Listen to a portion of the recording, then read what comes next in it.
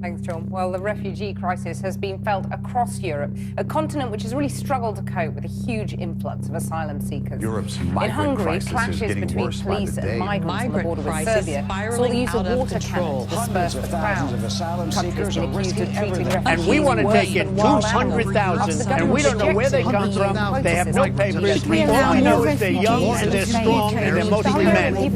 We have a housing crisis.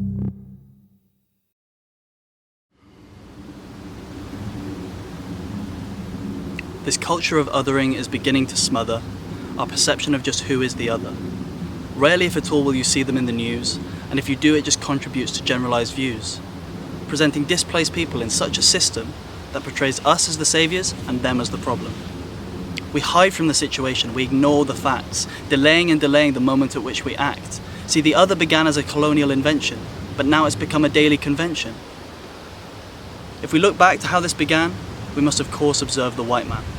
The white man who explored, the white man who conquered each and every non-Western culture, showing people to be lesser, people to be primitive, not accepting how differently people could live.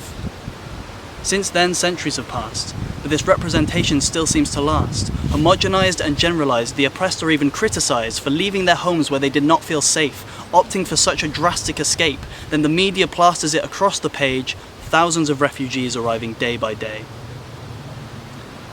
Because this ignores the human side, the individual stories. For if you knew what they experienced, you wouldn't think them cowardly, fleeing war, fleeing persecution, now stuck on the streets of Europe fighting for freedom. As volunteers, we see the violence, we see its effects, from evictions and arrests to stolen blankets and broken tents. And will you see this in the media? No. You'll just see a number designed to fearmonger. And it's more than just a loss of belongings, it's a loss of a sense of belonging. Being kicked from your home every other day causes such mental trauma that we can never appreciate. And of course we aren't saying if you're white you're to blame, but denying the situation just causes more pain. So please stand up for what you know to be right. There's no time to be lazy in this never-ending fight. Always it's us and them, depicting people as criminal women and men, dictating how you view refugees, covering your eyes, not letting you see. Don't let it indoctrinate you, obscure the truth. Learn about the situation, put your brain to use, because by rejecting this notion and acknowledging this oppression, slowly we can try to dismantle this convention.